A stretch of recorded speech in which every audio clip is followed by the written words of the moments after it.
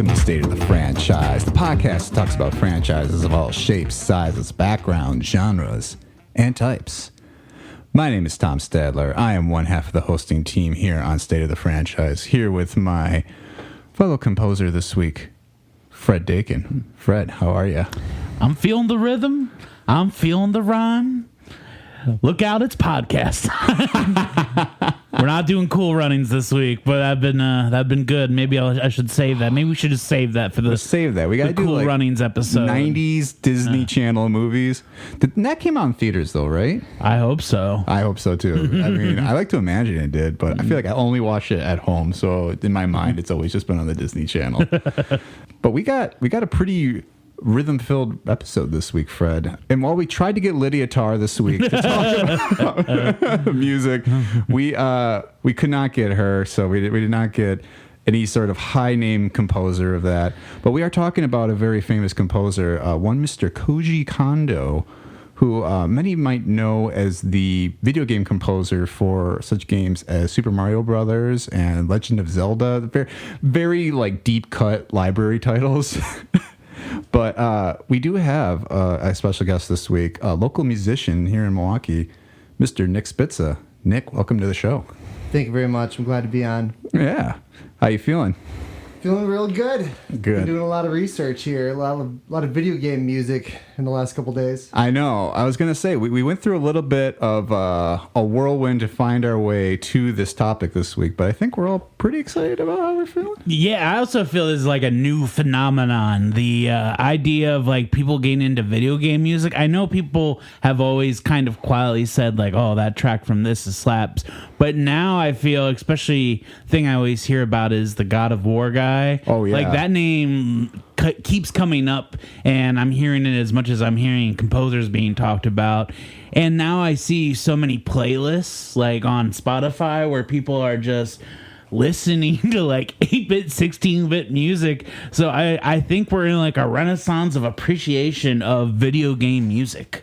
Yeah, most definitely. I felt like, it's been very recent that I started to jump into a lot of video game playlists just on every day. Like I'll get like the lo-fi, or I'll get even like the orchestrated versions of these. And certainly we get a lot with Koji Kondo. I don't know, Nick, do you listen to a lot of video game playlists on your own? I do, yeah. And actually, when I was going down the rabbit hole on some of this stuff, I did see God of War music came up too. I played the first God of War, but I haven't played the second one. Oh, you got to get on that Ragnarok, man. Yeah. It's good stuff. Yeah, I'm in the middle of it now, and I even think the score is. I didn't really recognize the score the first time I played through the first game, but I'm really like listening for it this time, and it's pretty phenomenal. It's kind of funny you bring up Bear McCreary, though, because he was also the composer on another episode we did, Fred, on Battlestar Galactica. He was the composer on that. Oh, nice. And for another tie into an episode, he was also the composer on Lord of the Rings, The Rings of Power, the Amazon series. So he's making his way around. So if you've played video games, or you watch TV, or you're watching whatever, like you're probably going to start hearing a lot of these very famous video game composers. But as we are talking about Koji Kondo this week, I guess where I'm curious though, and I guess it's hard to even start talking about where you experienced him for the first time, because where you experienced him for the first time is probably when you played these games for the first time. So, Nick, being our guest, I guess, when was the first time you played Super Mario Brothers or Legend of Zelda? I couldn't even tell you. I remember we had an NES when I was probably before 5 years old. Mm-hmm. My mom told me that when she would put us down for naps, she would play Super Mario while we were napping. Oh, come on. So we've always had we always had an NES in the house. Yeah. My earliest memories, I still remember like sitting on the couch, like being like 5 years old and playing Donkey Kong 3. Oh, wow. Which wasn't actually a Koji song, I found out. Now, when you're talking about Donkey Kong 3, you mean like Donkey Kong Country 3? Or are you talking about Donkey Kong like NES, like the OG Donkey Kong 3. Oh, wow. Yeah. What is the third Donkey Kong about? I think, I always thought it was the more popular one. Okay. It was a little more like, I guess, sophisticated than like the earliest Donkey Kong with like the barrels. That's the one where he tells Cranky Kong that if he says any words to him, he's going to cut off his fingers. And then Cranky Kong keeps talking to him, and he keeps cutting off his little grill fingers.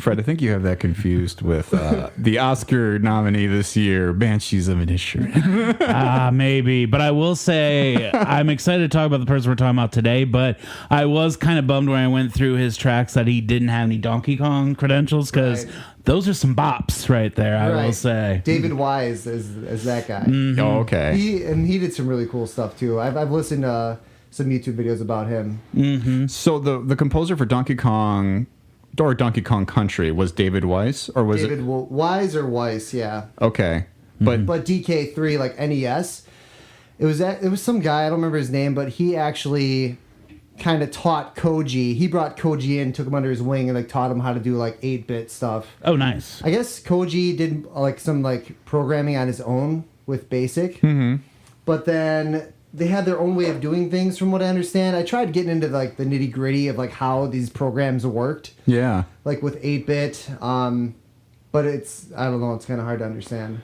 I mean, it certainly seems like it's a whole like thing that, I mean, for the time, it was pretty miraculous, because if you listen to some of the scores that we're going to be listening to today, it's like you can see that there's almost like an orchestra in some of these songs, but they're like with the most like MIDI like basic type tones that you'll ever come really across. Stripped down. Yeah.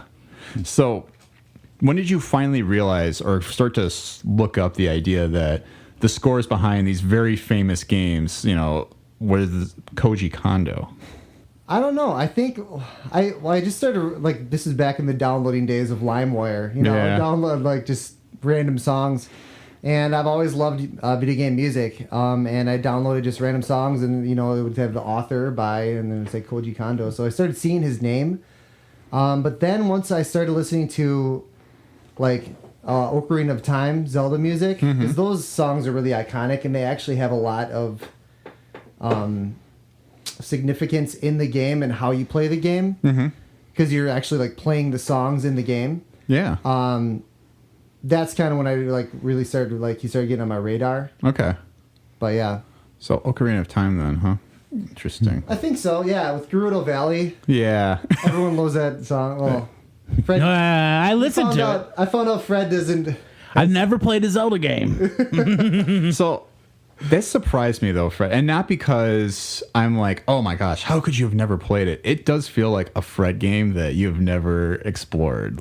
Yeah, that's we were just talking before we recorded. Like, I'm very interested in getting a Switch, mostly to go back and like play some of those games, because I know they're accessible, right, via the Switch. So because we can look on the inside of the podcast. We were gonna do a Zelda episode, but I had to come clean. I was like, I haven't played any of these, and it's not really like, I used to have an emulator in college, but I'm past that now. I'm not gonna set up an emulator. So in the future, maybe we'll have Nick back and we'll do a legit Zelda episode. But you mentioned that you were grabbing video game music off LimeWire, so you've been into like video game music for a while then. Yeah, I guess. I mean, yeah. I mean, I've always, I don't know, I've been attracted to that kind of music, and a reason Koji Kondo resonates with me is that, like, aside from video game music, I also like jam bands and like Led Zeppelin and stuff. And what I've always like been kind of gravitating towards, and I don't know if it's because of like the influence of video game music on me, but I like artists who can like kind of incorporate different genres and like kind of get into different genres. Yeah. Which is exactly what Koji does, because like in a lot of these games, like in Mario or in Zelda, each like level or world, they have like a desert world, or they'll have like you know, like water world. And so like he really tries to get into these levels and kind of make the sound. Yeah, like you were saying in the sand, is like the sand level has the sitar music going. So yeah, I definitely see that he plays with genre, which is nice for video games and kind of revolutionary at the time. Yeah, it's very interesting because and we'll get into his history in a little bit here, but it's just, you do feel like you have that sense of an adventure. And, when you think about a movie, even like Star Wars, right? When it's like, there's like something scary, you get some of the more scary music, and you kind of see that like when Mario's running through the castle, or, if you're like on, like a main road or something like that, getting Zelda, when you're in the overworld, you hear like these big trumpeting, like, orchestrated sounds, and you're like, wow, this is a sense of adventure. It's just like, when Luke's like swinging over the gap in A New Hope, right? It's like you kind of get that feel that like you're on this like real like journey with these characters, and it's probably one of the reasons that they really resonate with us now, is you kind of get that feel. And there's like a soundtrack to the entire thing, whereas like Donkey Kong was just like the same kind of soundtrack up and down, like yeah, like the early 8-bit stuff. Yeah, right? Or like Pong, it's just like there was no like and it sounds like Koji was like a part of that transition too. Like, he was like the guy who facilitated that. Yeah, absolutely. Like I said, we'll definitely dive in here shortly. So Fred, when did you first start playing any of these games then, since you never played Zelda? Well, it was mostly like my first system was an N64, and it was the bundle that came with Super Mario. And I think we'll find out as this episode goes on, those songs are very instrumental for me. Yeah. Like there's those are the only, like, I don't really throw on video game music, but when I'm stressed out, and I'm not going to say which song because I know you have it queued up somewhere, there's a certain track off the Super Mario 64 that just calms me so much. And tracks in that game that gave me genuine like eeriness and freaked me out too, which we'll get to. I think is that 8 to 16-bit? Is that what you're seeing with sound from like the old systems to like the N64 and PlayStation, or? So, I don't know if the number of bits does affect the music, right, Nick? I think so. So like with 8-bit, they have different like channels. I think there's something with like 8-bit, and then there's also something with the amount of channels that each system has. Okay. So what I was finding out is that like Atari only had 2 channels. So I think what that means is it only has like this mixer here. It has like one instrument you could have, or one kind of like melody, and then like maybe like a percussion over here. Yeah. NES had 5, so it kind of upped the ante. And and I'm pretty sure that is what that means, because I was listening to like Super Mario, and I was trying to count, or like, okay, so there's a percussion here, there's like this melody, there's this melody, there's this melody, and so like I said, it does make sense. It's tough to understand, because I think where I get confused with 8-bit versus like 16-bit is that like the systems themselves, because NES was a 16-bit graphic system, Super Nintendo was 32 bits, N64, no doubt, 64 bits, right? So it's like graphically, I understood at least what the engine could do in terms of like, okay, it can go from 2D to 3D because it has more ports to be able to generate these images. But I didn't know how that ever impacted music, and I've never really thought about it, because I've always heard 8-bit music, but I never thought like, oh, is it just half the bits are devoted? I think it has to do with the chip that they use. Okay. Like what the capacity, or like what their capability of that chip is. We're gonna figure this out on air. But I have some examples of like different bits, noises, and bleeps and bloops. Mm-hmm. So we will definitely be diving into some good songs here, because I think it's hard to do an episode like this without hearing what we're talking about. But one thing that I do remember, and just to kind of go back to even like my own experience, was when I had played Super Nintendo for the first time. It was long after like, I mean, I had been experienced at NES for years, and I always just been used to like, 8-bit, it's fun. They have these little like chimey tunes. But then it was like when Super Nintendo came along, I was like, whoa, the music actually like makes a difference in these games. Because I remember playing Super Mario Brothers when I was like 3 years old. Like my grandparents had an NES, and then my cousin had like a Super Nintendo at my grandparents' house that we would play. And I just remember being like, Super Mario World was so mind-blowing for me, because I was like, I can remember playing these levels, and like the music would just suck me in.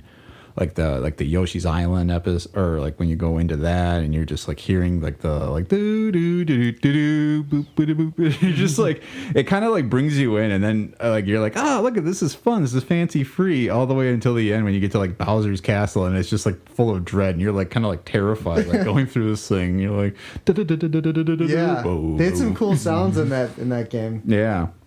I mean, so it's been a part of my life for forever, that I feel like it's like Star Wars, where as far back as I can remember, I remember Mario and Zelda and just the music in my brain, because those are like two mainstay games. Yeah, so I guess to jump into the history then, and I did want to say, gentlemen, let's go. Oh! Listen. Loving it. I remember where that came from. Actually. Yeah, That's listeners funny. can't see it right now, but I just popped on a Mario You hat. put a Make America Great Again hat on. Make America Great Again. That was the joke I wanted to say, but I couldn't think of it. I was like, what was that hat? Or if it's gonna be Chris Pratt, Make America Great Again. Something he's probably said. Very possible. So Koji Kondo was born in Nagoya, Japan on August 13th, 1961. So he began taking lessons on an electric organ from the age of 5. So he was kind of like a savant from an earlier age, or a prodigy, if you will.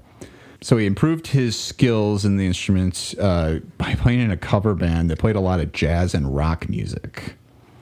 And he studied at the art department of Osaka University of Arts, but was never classically trained or academically dedicated to music. So he was just kind of doing this on his own. I mean, just sort of figuring this out with these bands. He gained some experience in composing and arranging pieces by using the piano, and as Nick mentioned, on the computer using basic programming sounds in the program BASIC. So it was in 1984, when he was in his senior year, that Nintendo had sent his university a message recruiting people for their music composition and sound programming. And he successfully applied for the job without requiring any demo tapes. He said that, "I found my way to Nintendo by looking at the school's job placement board. You're supposed to apply to many different companies, but I saw a Nintendo ad and I just had this love of making synthesizers and loved games and thought, well, I guess this is it for me." Interviewed with them, and he's been with Nintendo ever since. So he's there right from the beginning of like this whole generation of video games that kind of moved from Atari to, this 16-bit generation, where I think video games kind of recovered from that crash that happened in '83, when people are like, well, these aren't doing anything anymore. Like, we're getting E.T. This sucks. So obviously Super Mario Brothers then was Kondo's first major score, and he created the melodies with the intention that the short segments of music could be endlessly repeated during the gameplay so that nobody would get bored while they're listening to them. And so he kind of followed that philosophy of the series creator and designer, which is Shigeru Miyamoto-san to some others, who demanded the audio of the game be made with substance, and that they are synchronized elements of the game to be more around the idea of it being an adventure. And so Kondo based a number of the score around genres that are primarily used, as we talked about, kind of in like Latin music, waltz, dancing, and some that were kind of just sort of like fusion bands and like jazz, like alternative. And we got the scores that we came to today. And he has his hands in quite a few different games. So just to name a few, he did Super Mario Brothers. Heard of it. Super Mario Brothers 2. Heard of it. Super Mario Brothers 3. Yeah, I've heard of it. Super Mario World. Yeah. Pilot Wings. Ooh, a classic. So Pilot Wings, it looks like the Super Nintendo Pilot Wings. And apparently, I thought he did also later. He's in the other one, but he's just credited with one song, I believe. Maybe it's like inspired by or provided like the main composition for it. Look, they wouldn't have the main theme of the N64 version without him, and I decided that today. So, no shortage of banging like just out these amazing game scores because people remember these forever.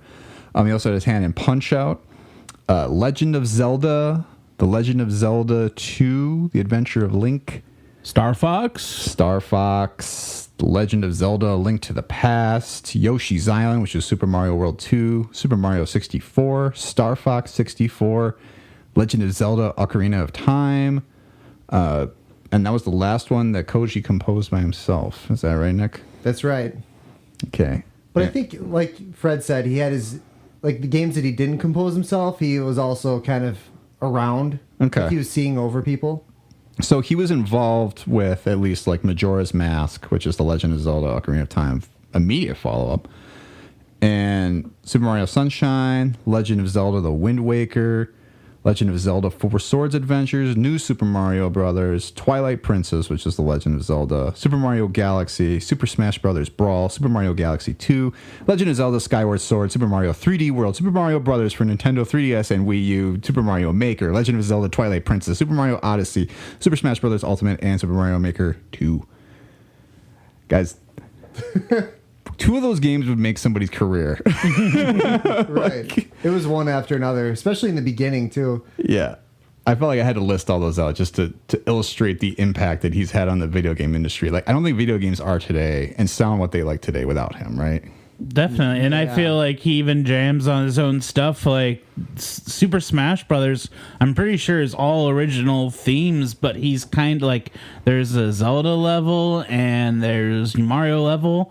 It sounds very much like those tracks, but if he worked on that one, he's like, so he's kind of riffing off himself. I kind of like that. Yeah. Or kind of just updating them a little bit, right? Because the Zelda theme, based on what I've listened to, is like the Zelda theme from Smash Brothers is very much like a Zelda theme. Oh, yeah. Because I think there is like a level in all three. Oh my gosh, how am I thinking this now? All of the Super Smash games now, where there is like a Zelda level The that Hyrule Castle samples, Hyrule Castle, right? But not the Hyrule Castle from Ocarina of Time. It's just like the Legend of Zelda main theme, right? Isn't that the same case in Super Smash Brothers 1, Nick? There is a lot of different iterations of Hyrule Castle from Zelda game to Zelda game, though. So I don't know which one is it in which one. I mean, I would think it's all sampling Ocarina of Time on the N64. Oh, yeah. Yeah, probably. Yeah. But I mean, certainly, just running down the titles there, I think it's just insane to think that he had this story career, even to the point where it's like, even his compilations are like anybody could be jealous of that they weren't involved with, right? Well, you go on Spotify, there's so many artists covering his work in different ways, different styles. It's kind of crazy. Mm-hmm. And it's all songs that you can kind of recognize. But I think one thing I know that you wanted to kind of share with us, Nick, as we start to get into some of these highlights here, I think we got to go back to the start and kind of talk about some of his inspirations, right?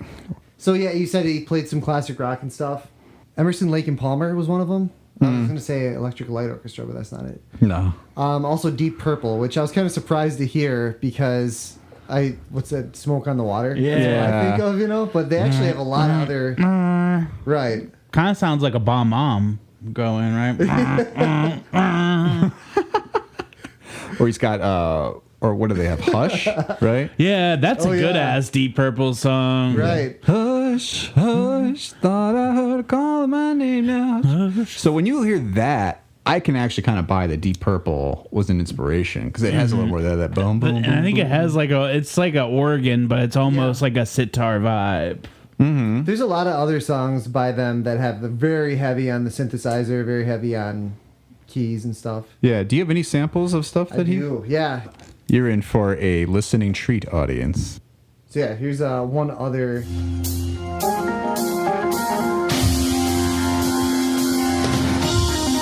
This is Deep Purple.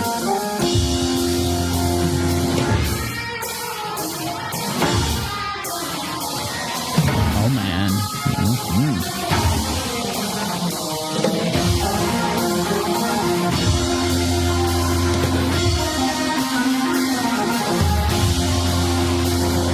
Yeah, you can definitely kind of hear it for sure. And then here's some Emerson.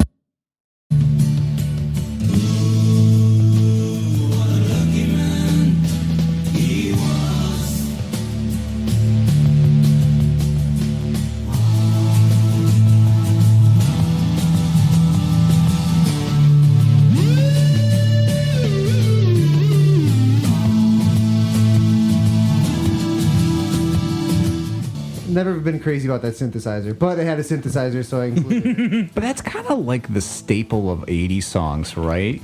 When you think of like 80s songs, you think of that big synthesizer where they always kind of had that little break or like, woo, woo, woo, woo, woo.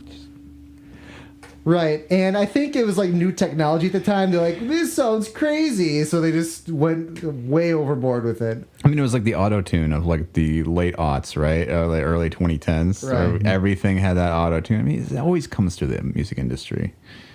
This is more of a jazz one, and you guys might raise your brow. Let me tell you that.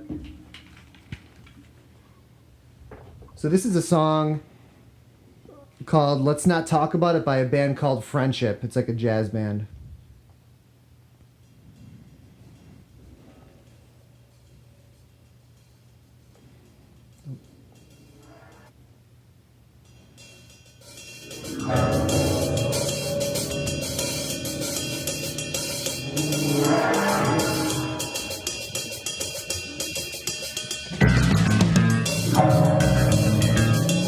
What?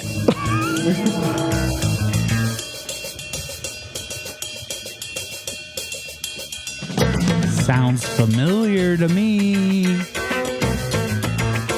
That's Very funky. crazy. Yeah, I was a little disappointed when I heard that, honestly.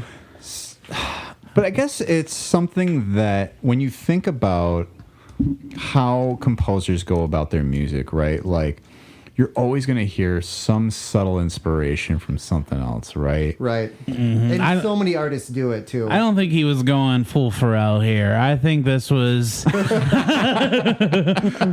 I think this was like. Also, you can hear this with John Williams in the Jaws theme. There's some old classical music piece that people try to always bring up and like, see, this is the Jaws theme. I'm telling you, James. John is not making this stuff up. Yeah, you actually took the words out of my mouth because I feel like John Williams has gotten a lot of the same grief for doing that stuff where he's borrowing like scores from like classical artists and people who are, I mean, just long gone still. But I mean, it's just the fact that like there are recognizable tunes. Right. And I have the underground theme. Oh. For those who, I'm sure everyone who's listening to this probably has heard the underground theme of Super Mario Bros. Oh, Nick just brought out an 8-track player. Yeah. So this is why. I mean, it's straight up the same song. It kind of sounds like a cool like Beastie Boys version. Well, I'm underground now. Yeah, he's definitely inspired by that band. So what were they called again? That was called, the band is called Friendship. Okay. I want to look into them. I like that sound. Yeah. They're funky. Are they older? I'm assuming. I mean, they obviously have to predate 1984. But I meant like, I mean, were they like 1970s or were they pretty contemporary to that time? I don't know. The album art kind of looks 70s-ish to me. Gotcha. Okay. So, yeah, I would think 70s. I mean, when you listen to it, certainly it feels like they are older, but Like proto-electronic. yeah, I kind of looking at their history here, it looks like it was. I mean, yeah, it looks like they are an older band, but very interesting. So, and I think it is an interesting conversation to look at that time because when you translate all that to 8-bit, you might not be able to recognize some of that stuff immediately because it does sort of have that, you know, not distorted, but it's just sort of blown out a little bit, right? I want to know like what that band thought when they played Mario for the first time. Like, oh. I mean, but I guess at that time, are you going to go after a video game company, right? Like, They probably thought it was cool. It's like video games were like they didn't have any respect at the time, so it probably didn't even seem like that much of an infringement. You know, It was like a tiny like part of it. You know, like the rest of the song was not. You know. so what about like Legend of Zelda? Do you have any inspirations directly for that?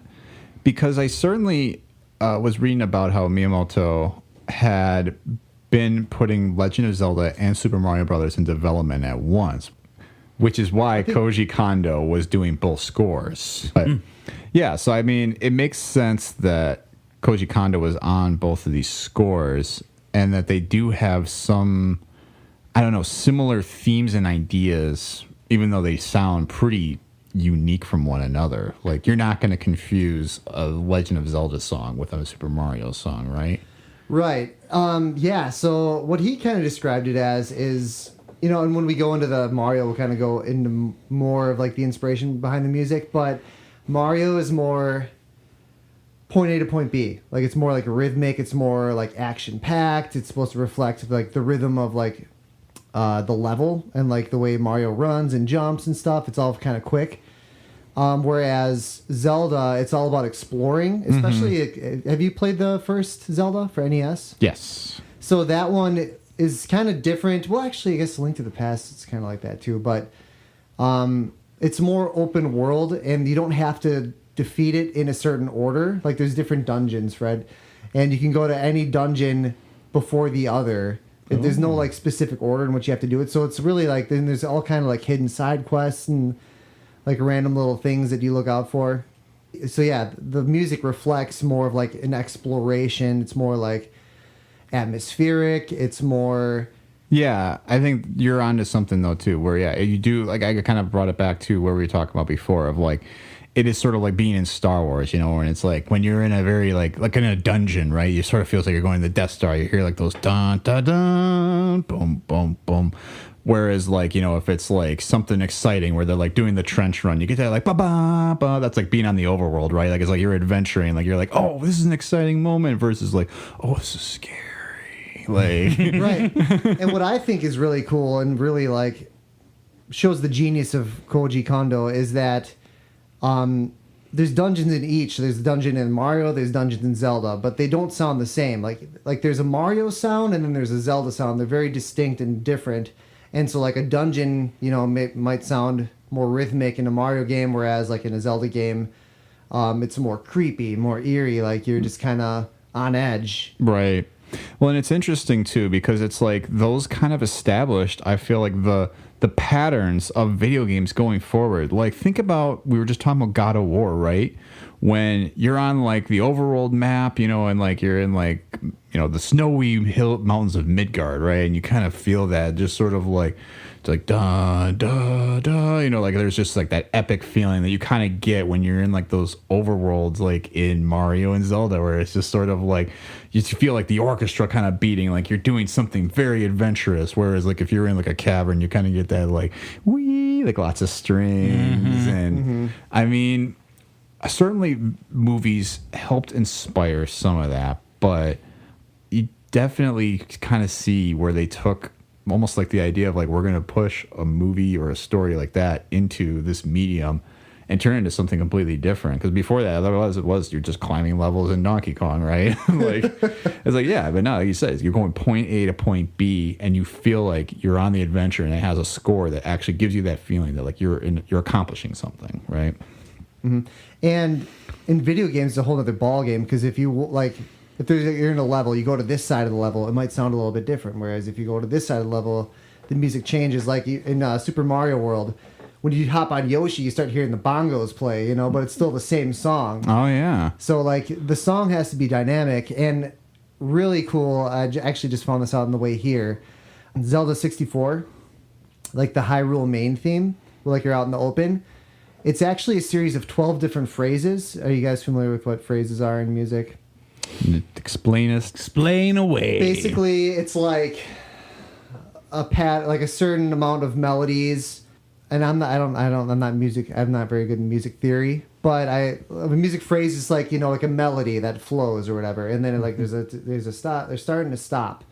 But so within that song, there's 12 different phrases, but they occur randomly. So like, and Koji did that because he didn't want like the gamers to get bored. So like they would never expect like what comes next in the song. But like also they programmed it in a way that each phrase can seamlessly go into the other one. We could listen to it later, and there's different parts. So like some of it, and also like if you're near an enemy, like it'll be more likely that this phrase will play than the other one. It's really cool. And so like if you start playing the game, you're not going to hear the exact arrangement the same twice in a row. Well, maybe like odds are really slim. But So it's like little parts of a song, like little chunks, like ba bum bum.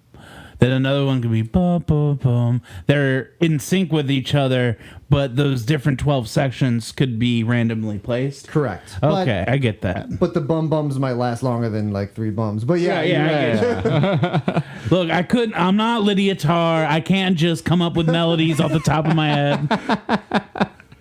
I can't wait to just keep dropping tar references throughout this.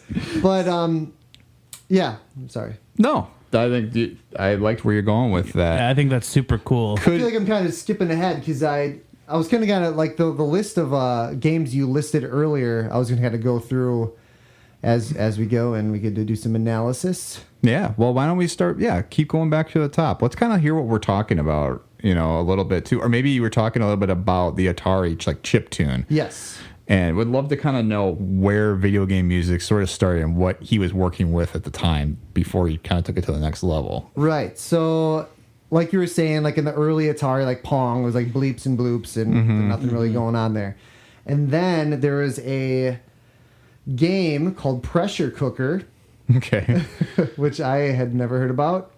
The game's called Pressure Cooker by Gary Kitchen. And so they figured out that there are certain pitches that actually sound good in the basic. So when you program with basic, you can make these different sounds. And he found out that there are certain, I don't know, codes maybe that make these pitches. And he found out the ones that sound good. Okay. So he hired a composer to make a song using the pitches that he found. So probably like just certain notes. Like, Okay. hey, here's the notes you can use. Make me a song, make me a melody with these notes. And so he did. And that was like the first one that actually had like music. And I can play it for you here. All right. I've heard this. It does sound familiar. Right. And so, and then as they moved along, they found that there are these 4 different waves. So like when you think of a sound wave, this is getting into the, getting way into it, but there's different kinds of shapes of the wave that make different noises. And there's 4 different ones that they're using. One called a square, a triangle, a sawtooth, and the 4th one is just called noise. Oh, wow. So, like, there's a wave, like, there's a picture a straight line. You start at one point, and it kind of goes above, and there's like an arc, and then it goes down below the line, but like, so the square one is just like rectangles, like straight up, 90-degree angle, straight down. Triangles, like triangles, sawtooth, like a triangle with like a acute angle, I guess. Mm-hmm. And then noise is just like incoherent squiggles on the line. Oh, weird. So here's what they sound like. Oh. So that was square, triangle, sawtooth, noise.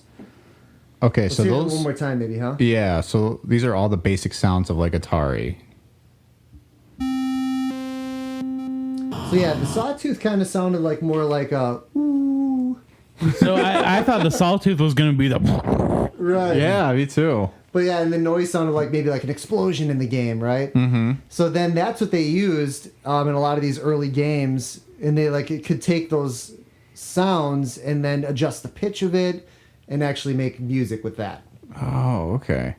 And then it gets more complicated with NES. They have more channels. Like I was saying earlier, like also one factor is that they can only have so many instruments going. I mean, not really an instrument. When I say instrument, I mean like a square or sawtooth or whatever with different melodies. So they can only have 2 of those going at a time. Mm-hmm. So I guess like with chopsticks, like dun dun dun dun dun dun dun, dun, that would be one channel, and then do do do do do do. That would be like Heart channel. and Soul, you mean? Heart and Soul. Yeah. Yeah, chopsticks. You know what I mean? But it's all in big, so I mean, right? I get my big melodies confused. Yeah. So there's more channels as it went along. NES had more channels. Sega had 6 channels, and they could also incorporate FM synthesis, which was like a sound that Yamaha synthesizers were like making popular at the time. Yeah. And then once they got to 3D gaming, like N64, the audio equipment was so sophisticated they can make like actually like it sounded more resembling of like movie scores. Okay, so that kind of helps explain the bits actually a little bit better now, because I know we were kind of like trying to grasp that earlier, but now it kind of makes sense of like, okay, here are each of those tones, and here's how they can kind of pitch them differently to make the music. That's super fascinating. I had no idea. It's kind of cool once you like break it down. Like how did they figure out the zeros and ones to, I don't know. Yeah. 01110 All right, so- I feel like that meme though, where it's like the old person walking with a walker and like, we used to make beeps with sawtooth, and I'm like, okay, Graham.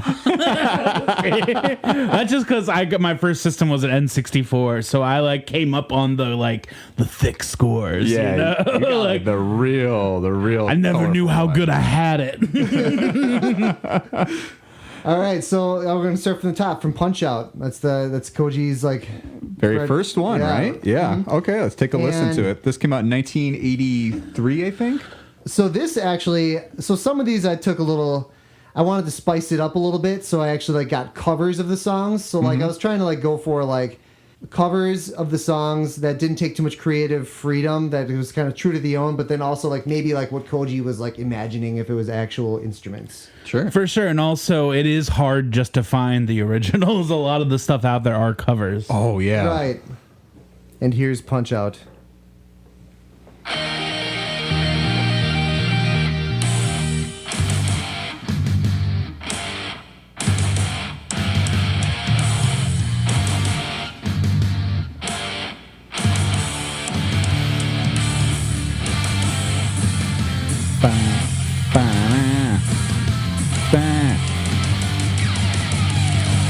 Gara the demon in the sunlight.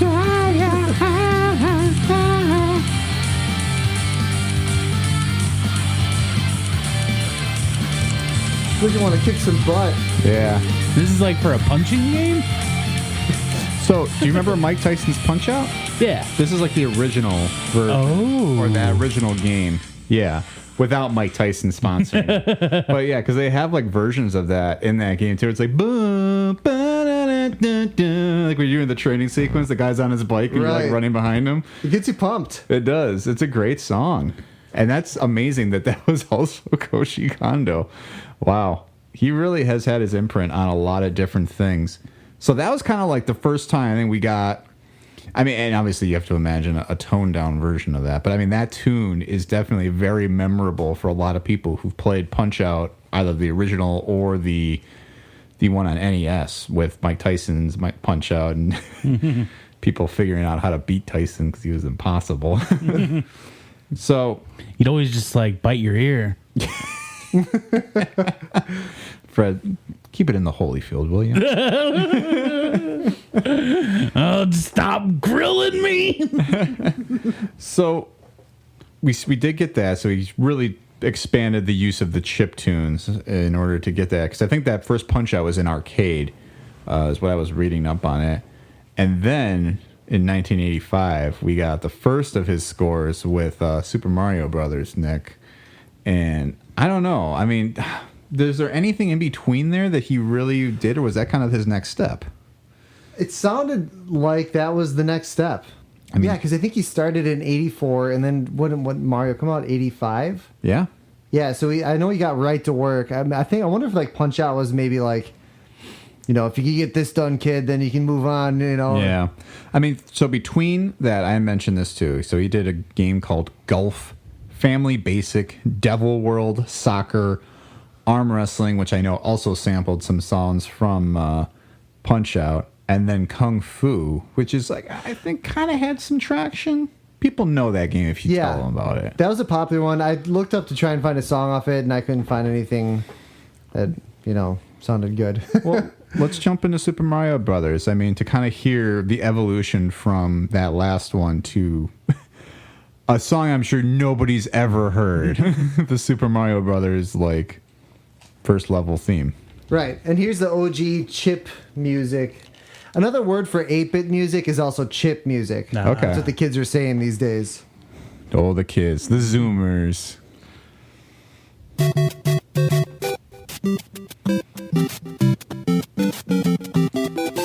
And you can kind of hear the different channels. Try and listen to each different melody. Remember that sound noise? That's what the percussion is here. It's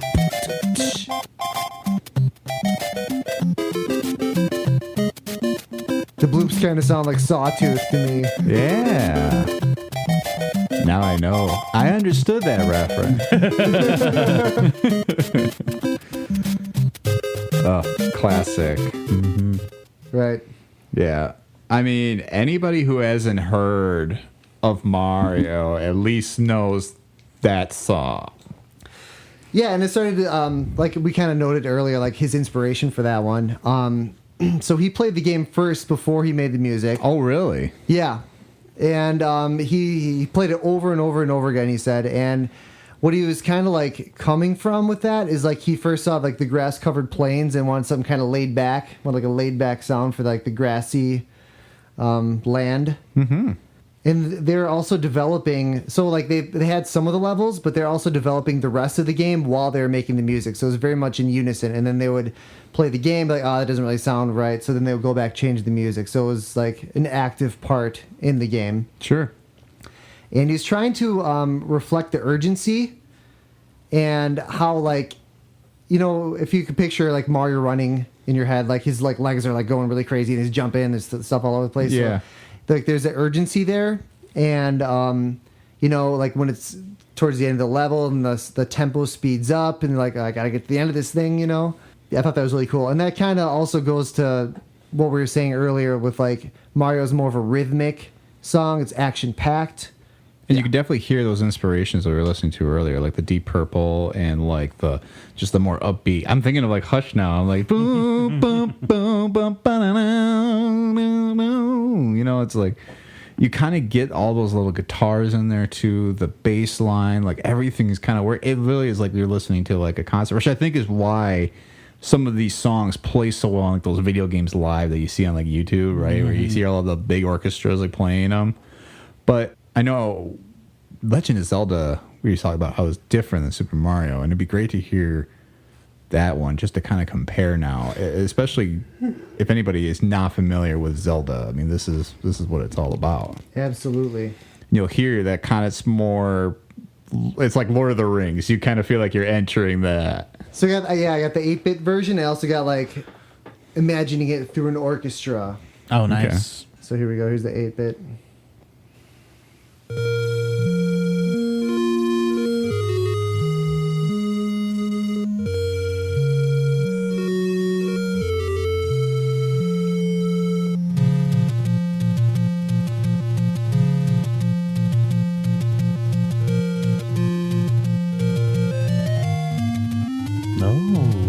That there.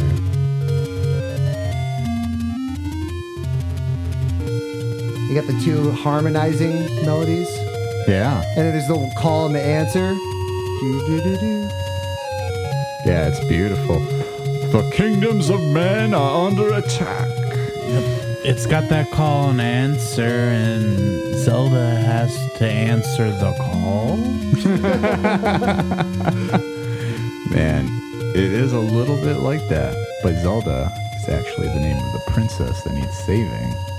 Link is the hero, friend. Wait, his name's Link? I guess I knew that from Smash Brothers. Yeah. Link? Yeah.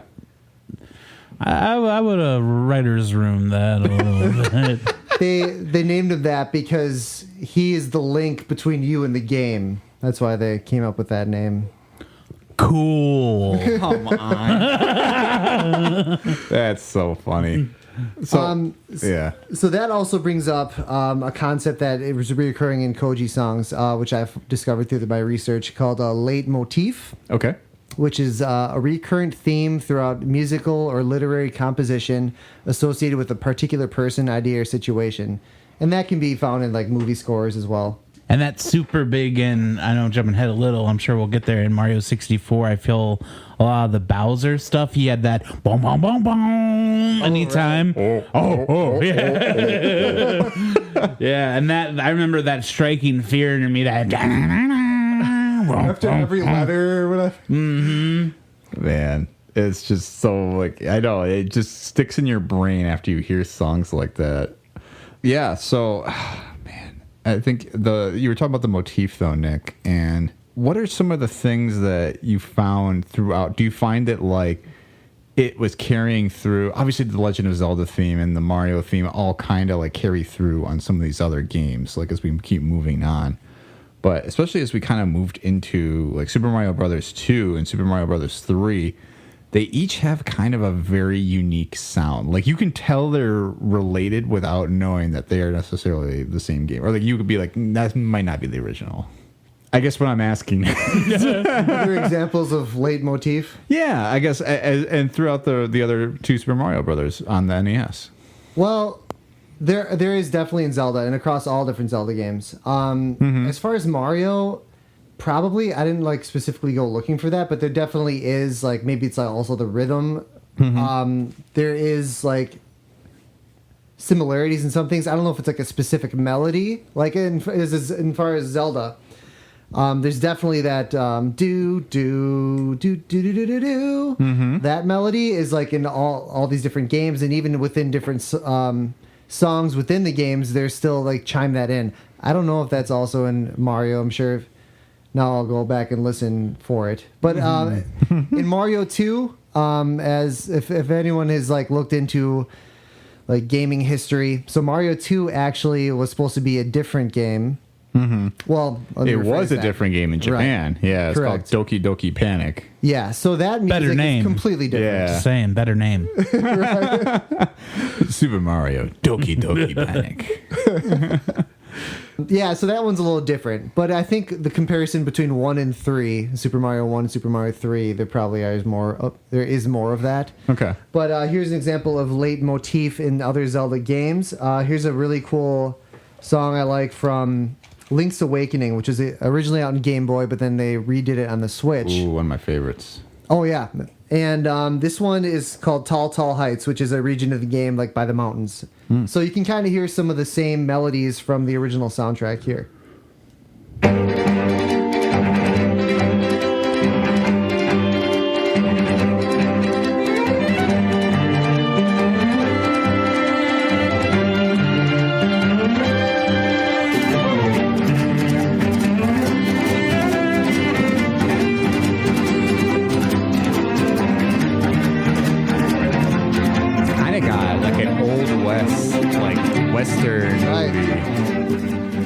Yeah, it's got like almost like that flamenco guitar going.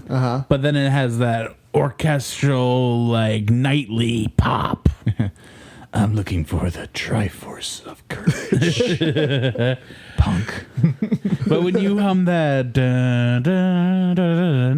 or whatever, I just did Star Wars. What was, you hum it again, the Zelda. Dun, dun, dun, dun, dun, dun, dun. That is definitely, they use that in Super Smash for sure. Whether it's the whole track, but that little melody is very prevalent. Here's one more example of this leitmotif. This is off of A Link Between Worlds, which is on the 3DS. Oop.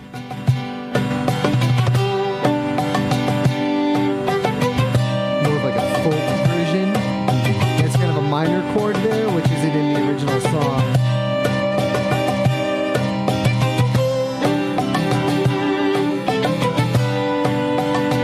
That's a little more traditional, like medieval. A good example for like in film, I feel the Bond movies do this really well with the opening song. They'll like repeat those melodies in different styles. Like I know especially in Casino Royale it does that really well. You'll get like the rock Chris Cornell version, then later you get that beautiful symphonic version that just fills the room. Oh yeah, Right. and it is. It's prevalent in all of them. Like you get it in Goldfinger too, or you just hear that like. It adds so much, and it's something so subtle, you know. Yeah, and adding like another genre twist to it. Like I felt like that had a very different musical style, even though it was playing the same music, but it gives it a new yet, similar feel. Yeah, for sure.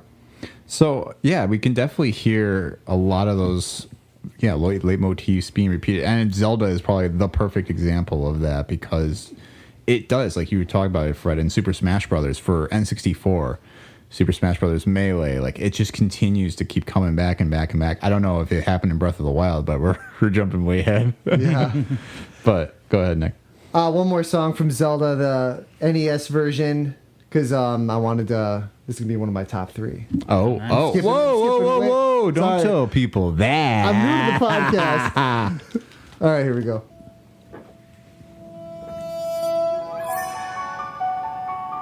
So, Fred, because you haven't played the game, listen to this and kind of tell me like what part of the game you might think this is from.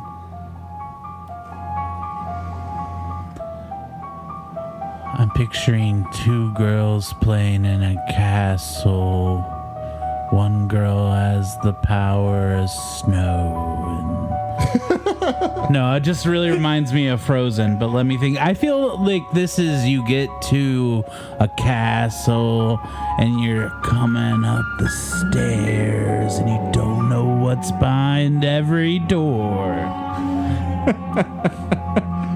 It's funny because you're not far off, but go ahead. But some broader concepts, it makes you feel like it gives like uneasy, kind of eerie. Yeah, like you're entering an abandoned area or something like that. It sounds like some score you would play for like a kid's movie that's eerie. Mm-hmm. Like you move into a new house and there's something creepy in the attic or something. Yeah. Like Skinamarink. Yeah. Ooh, don't even. I told Ashley about it and she was like, I want to watch that movie. Too slow for her. I will say. Come on. But that was what, the dungeon theme from Zelda? Yeah. It was a dungeon. So yeah, there's a lot of spooky doors, corridors, and yeah. And everyone knows I love that spooky shit. That spooky shit. Yeah, Fred, you need to play Luigi's Mansion if you ever played it. Oof, I'll play when I get a Switch, right? That's another game I could play. I think there's been like 3 iterations of it. But Koji didn't do anything for like Luigi's Mansion, right? Not that I know of. I didn't look once he kind of fell off with Ocarina of Time. I didn't really pay too much attention or like do that much research into the other ones because it was very vague. It said like he was on the team and he oversaw, but I don't really know like where did he get his hands dirty, where didn't he? Yeah. Yeah, I'll say when we get to some of our choices, we might have a creepy Koji theme. Creepy Koji theme. Creepy Koji. Say that 3 times fast. Creepy Koji. Creepy Koji composition. Ooh, creepy Koji Kondo composition. Oh. Wow, you guys are killing it. So we're talking about Doki Doki. Yeah. Should we go for it? Yeah. Doki Doki. Ragtime.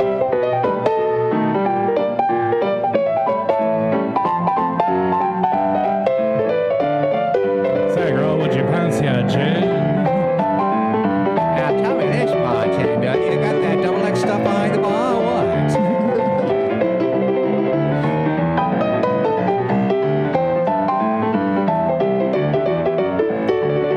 Such a contrast from the last song, right? Yeah, 100%. And you could really hear like how different it is from the original game because you do kind of get the sense that it's like got a little more like spunk to it with that ragtime feel versus the the prog rock kind of fusion of the first game where it's like you know, like Yeah, I like that. He's like, and I'm just gonna do this kind of song, and it's like very different. It doesn't. You don't think it's gonna work, but it very much works. And it's funny too because it's almost because they did import that game that it added like a whole new feel to Mario that kind of persevered. Because And they never really came back to it though. Like a lot of those items you get and the enemies. Well, here and there, I guess, but yeah, I would say that we still see like the Shy Guy, like in the Mario Party games, and Birdo kind of shows up, like just being a race car driver. So, yeah, I definitely like though how that kind of changed things up a little bit, and it does feel like those motifs come back a little bit in Super Mario 64. You know, in some of those levels. I think there's a couple songs we'll be ended up talking about, but yeah, you kind of get that feel of, it's got that little like. right. I was thinking the select screen. Yeah. Here's another one real quick. Ooh. Unless you got something in mind there. we're ready. Continue taking us on this tour, Nick. We enjoy it.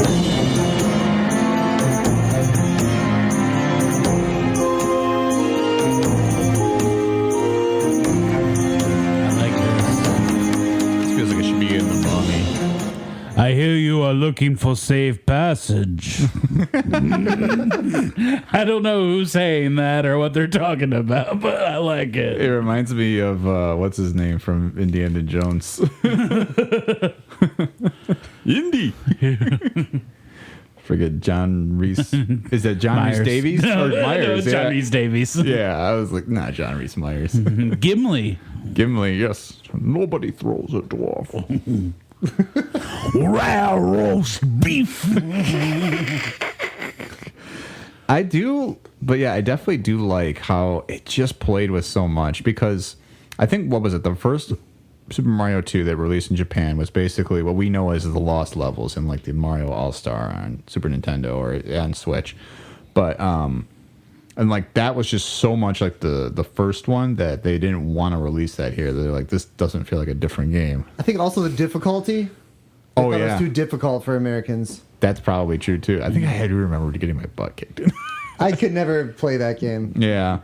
So, but then you get to Super Mario Brothers 3, right? And we start seeing kind of more.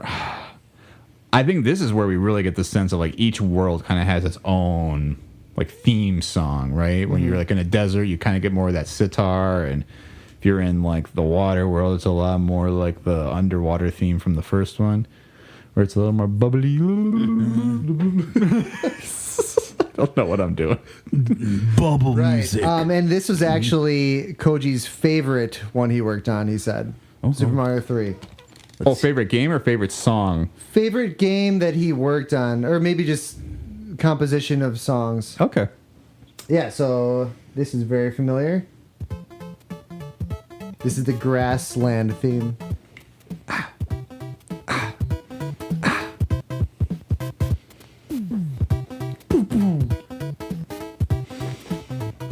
Come on. It's good. Good, man. Brings back so many memories. All of these songs bring back a lot of memories. I think that's a lot of what's with him now, too, is nostalgia, right? Right. This is a cool version of it.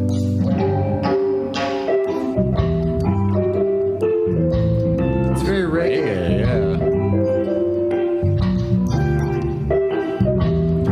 But the original version is pretty reggae, too, right? Right, yeah. Like got the steel drum. This is a pretty accurate depiction just with instruments. I tried to like pick some covers that didn't stray too far from the original. Yeah. Except maybe Punch Out.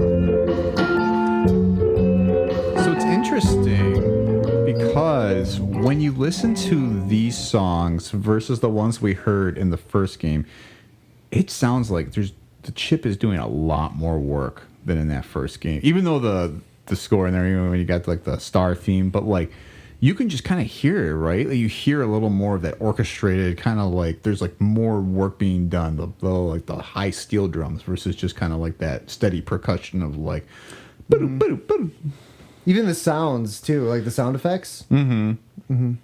Yeah, so he's really just stretching the the capabilities of the system at the time, right?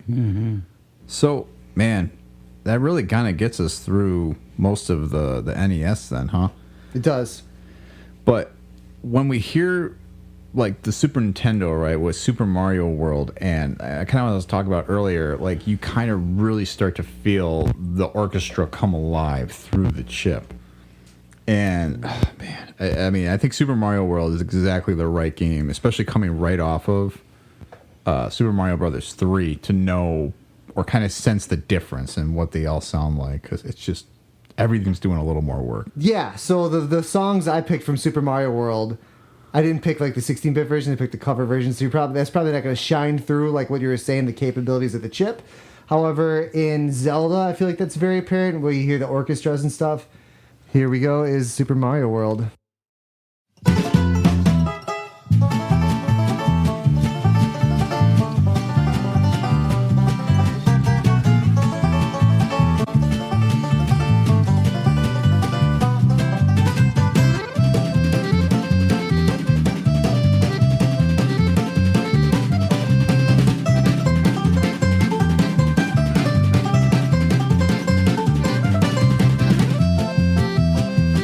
that feeling of like Super Mario Brothers 3. Like, you know how we kind of heard that like ragtime and like a mix of like the Old West, you know, it's sort of like I kind of think of like ZZ Top and Back to the Future 3 when they're playing their like funky like songs. When it kicked in, I just pictured someone like who's been doing coke all night, walking at 4 a.m, like Missing some teeth. Possibly. Yeah. Gross. But yeah, it's so interesting how it just like he is bringing back so much of like the feelings of those NES games in the Super Nintendo game, and you could just kind of hear everything come to life. And he's getting funky with the instruments. Like, I don't think people would have thought of banjo in video games. No, but he goes back to the banjo. He's very. I feel like a lot of people, maybe even nowadays, like under like such a powerful company like Nintendo, they'd probably be like pressure. Like he's taking a lot of creative liberties, going out and doing all these. You know, like that Indian theme from Super Mario 2 that we just listened to. Like, there's a lot of different, like, he's really out there. He's really going for it. Yeah, right. Yeah, really incorporating, like, sort of like those alternative, just songs that people are probably not even thinking about going to. Right. Here's the castle theme.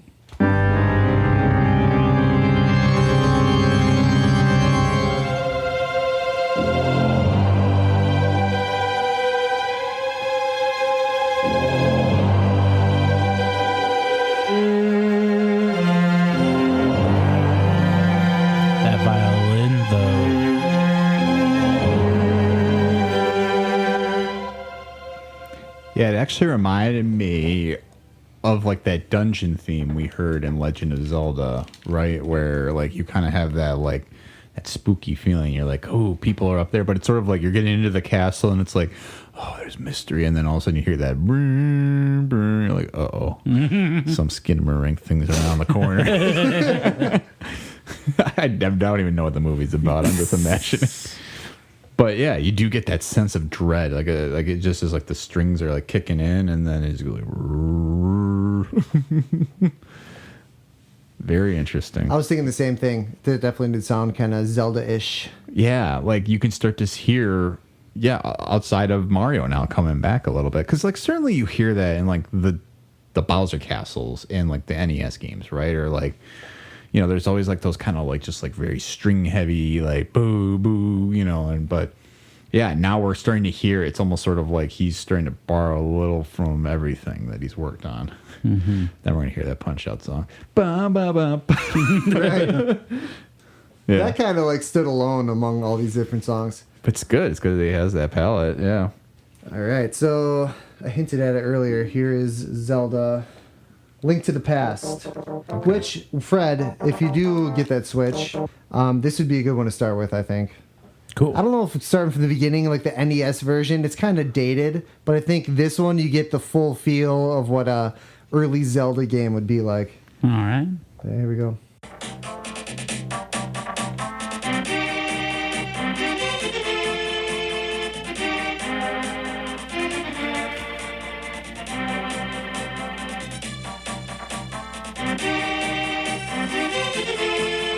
We need to rally the riders of Rohan. You have my sword. And mine. Do that, Gandalf. But yeah, I was just saying before about Punch Out, like, oh, I wonder if we're gonna hear that come back. I kind of felt like there's a little bit of that, a little bit just sort of that, ba, ba, ba, ba, ba, like you're kind of like getting amped up to get going, right? Because in the game, like you just kind of transferred over to a whole dark world. Like you start in like the world of light, and then you have to go to like the dark world where like it's like the alternate reality of like what if the land was taken over by evil and all that, and you kind of get that sense of like, ooh, this place is different, but I'm still determined. Right. And also, like, now we're in the SNES realm of things, and you could actually hear that sound like a trumpet, that burr, burr, burr, burr, burr, you know, so it really kind of upscaled the audio quality. Yeah, introducing more instruments. We mentioned the banjo before, right? We're now hearing trumpets, and then you kind of get, it almost sounds just like more of like a string ensemble rather than just one person playing a violin, right? Right. Or like fiddling. All right, so going down your list, we got Yoshi's Island. Yoshi's Island. This is one of my faves.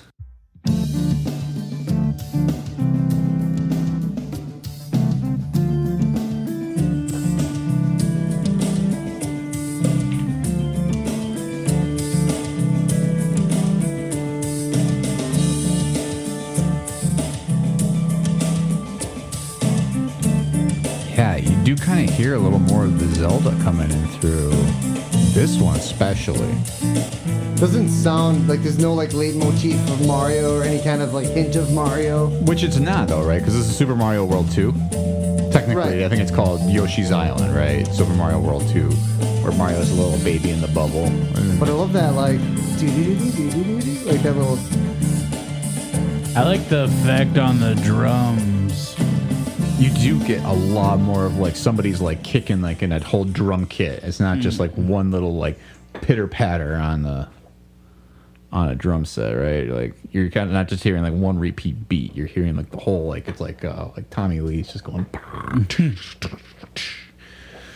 I don't know. I reach for Tommy Lee of all drummers.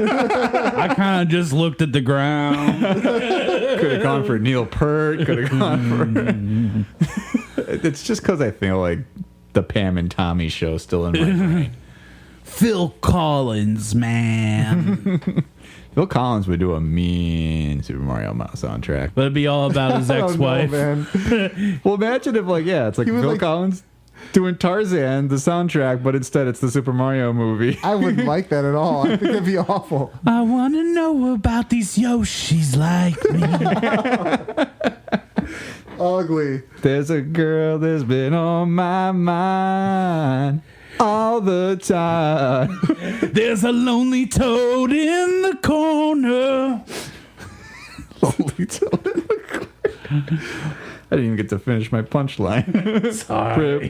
Princess Peach. I had to take off the headphones because I'm getting the reverb. I thought you were done. Oh, no, that's all good. It's all good. I'm really interested to see with this new Mario movie, like what kind of songs they're gonna do and how they do them. So there's rumor. We'll get into it in Coulda, Woulda, Shoulda. Okay. But Chris Pratt's doing the whole soundtrack. guys, this is just I've dreaming about this last night. I talked to Arnie's daughter, my wife, and I was like, "This is it." I've been really getting into guitar recently. We know he could play guitar though. Remember Mouse Rat? Oh, yeah. I fell into the tube. You fell in the tube. 10,000 toads in the wind. All right, so moving right along, we're in N64 era. Ooh, so okay. Which actually, this Mario 64 came out 1 year after Yoshi's Island, Wow. which is kind of weird. It is because that feels really close to. Man, so I feel it's like there should be more of a transition to 3D. They just kind of went right into it. a little bit, but you kind of think about. I mean, these consoles, these consoles do just sort of run on top of one another. You're seeing it right now with the PS4 and the PS5, and I mean the Series X and like the Xbox One. Like, they're still releasing titles on both of these. But like Super Nintendo and N64 didn't share any titles because they couldn't because the graphics were completely different.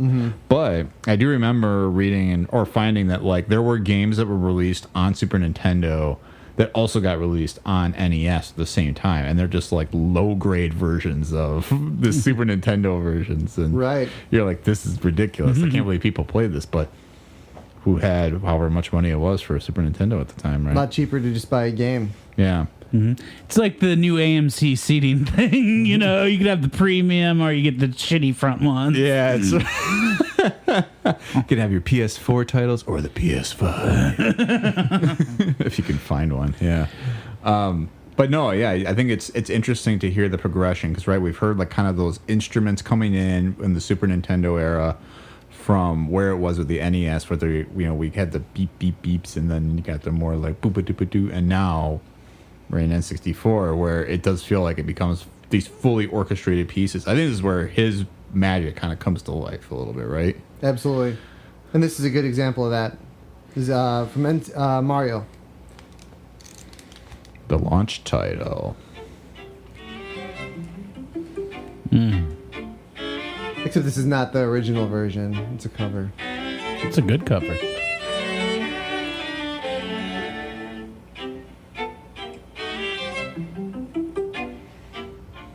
Got the strings. You got the quartet. Yeah. Is this starting to bring back feelings for you, Fred? Yeah, because I'm going to say what's great with these is what you were talking about before, that these songs have to repeat. And I think once you get to these N64 songs, they just have this repeatability that is just astounding, that you can listen to that same thing for like, I just remember like setting the controller down and doing stuff and just hearing dun, dun, dun, dun, dun, dun, dun. Yeah. It never got grating.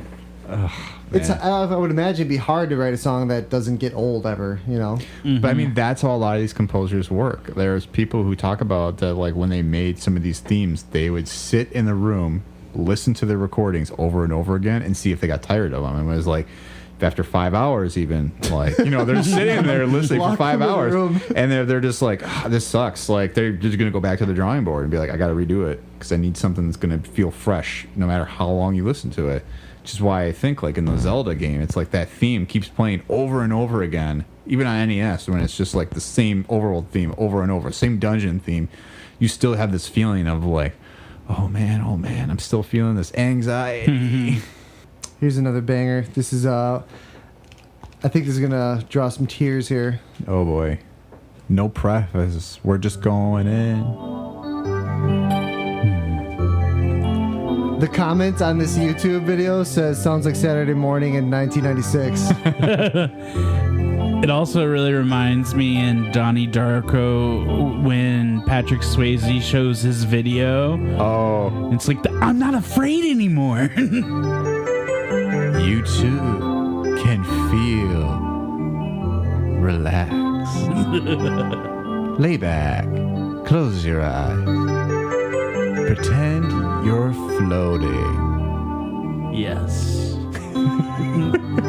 I love it. It reminds me, for some reason, of Seal Kiss from a Rose. I don't know why. That was not what I expected you to say. It had that like same kind of like tone on it. I don't know. Yeah. It's not as waltzy though as Kiss from a Rose, but you definitely hear sort of those mid-90s kind of Phil Collins like you'll be in my heart. It's a good tune, but I mean, I think that song too really demonstrates how powerful the sound chip was on the N64 where you feel like you're like almost like in surround sound now. Like there's like people behind you like playing strings and like boo boo boo boo boo boo boo boo. You know, like a little piano or something. Yeah, I used to have one of those like light things that you could project colored light onto the ceiling, and it would give you like an ocean feel. Nice. I really want a new one because you cannot get one that will last more than a few uses because they just make crappy ones. Yeah. But I used to like, I would play like that song and in my room have like that blue floating like feeling. Oh man. It's great. After a long day, just turn down the lights and Yeah, I always said if I like was super rich, I would want on my house, my property, a dark ride like at Disney with that kind of lighting, just slowly going around an air conditioning room with that kind of music. Like that'd just be so nice. I kind of want to get you rich now. What, You guys could come over to my dark ride. my dark ride. All right, here we go. Here's another one. I'm Garth Marenghi. Yeah.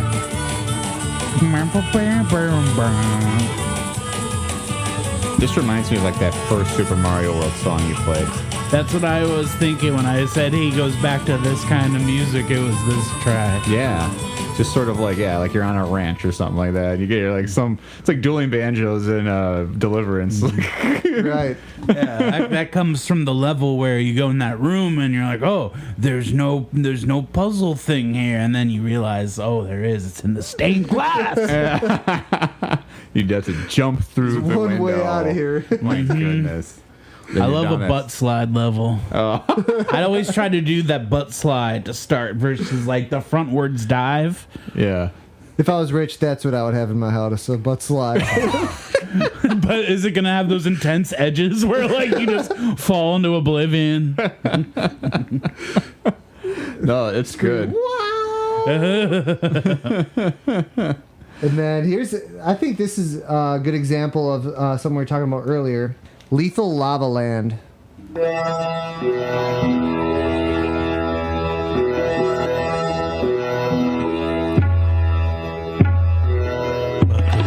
To goat yoga. All over the place. You can hear those like Indian drums and they're called tablas. Yeah. Turn off your mind, relax and Right. float down the street. But I think that when I listen to that, I think, okay, like it kind of sounds like I see like if you remember the level, there's like lava blooping all over the place, there's bubbles, and there's like all kinds of like, obstacle courses and lava moving and like things jumping out, and you hear that in the song because it's kind of all over the place. I feel like I see lava blooping, just listening to it. Yeah, definitely. You get that feeling too of just like it's like, ooh, it's hot. It can't be underestimated. I know there's been a couple podcasts talking about this recently, but Super Mario 64 really changed the game. I don't even know that N64 ever topped itself with Super Mario 64. No. Like, there's been some good Mario games since then, but man, it's an all-timer. It's just really good. Great soundtrack, great gameplay. The graphics obviously now not as awesome, but at the time it was like, whoa. But it's also one of those games you can like pick up and it doesn't feel like I've played it with an N64 controller. It doesn't feel junky. Like when you go back to games and you're like, how did I ever play this without what's the term when you have the two sticks and you can like move your view with your. Oh yeah. Because it has like a very primitive version of that because you have the function of the little shell guy with the camera. Yeah. So you can have like those different views, but like the movement's still good. Yeah, absolutely. It's great. But yeah, you feel that theme come in right at the beginning. Just the music just kind of brings you right back into that game whenever you play it. It's just like the nostalgia factor, but then it also you remember, oh, this game's really good. So I know you wanted to share some of Ocarina of Time, which we'd be remiss if we didn't spend some time with this because I feel like this may be, while he may have enjoyed his Super Mario Brothers 3 score, I think this Ocarina of Time soundtrack is what made him like recognizable. Like, oh, this guy is bringing the heat. This is one of the greatest like all-time video game soundtracks. Absolutely. Couldn't agree with you more.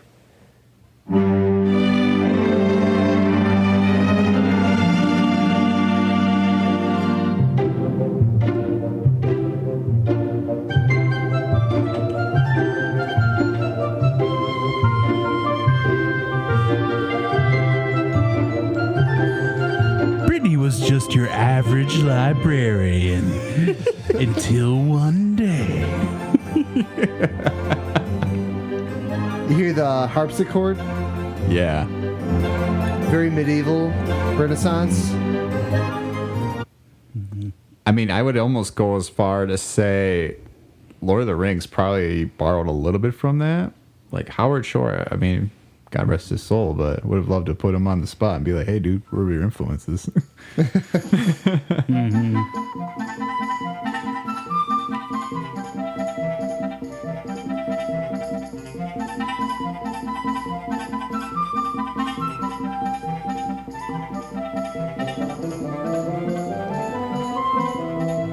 Also the tambourine, very medieval. Oh, yeah. Oh, Very fantasy. brings you back.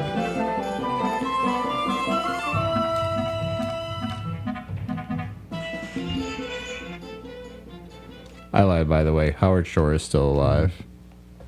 Yeah, I didn't think he died. I was like, damn. Who's the composer? There's somebody pretty big though that passed away. Is it Marconi?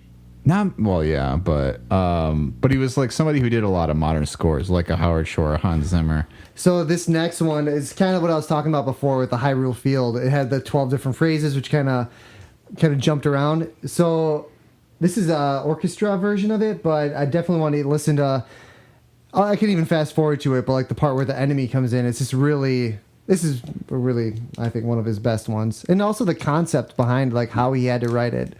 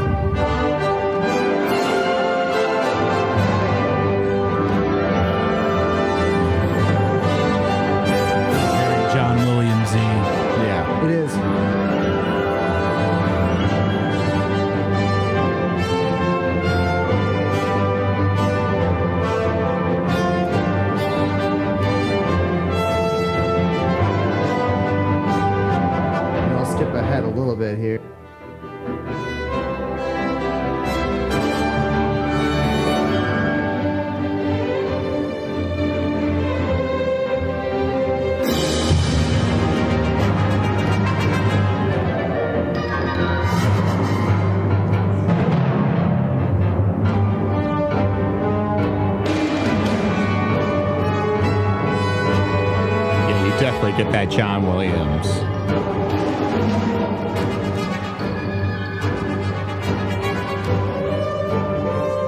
This feels very Raiders of the Lost Ark.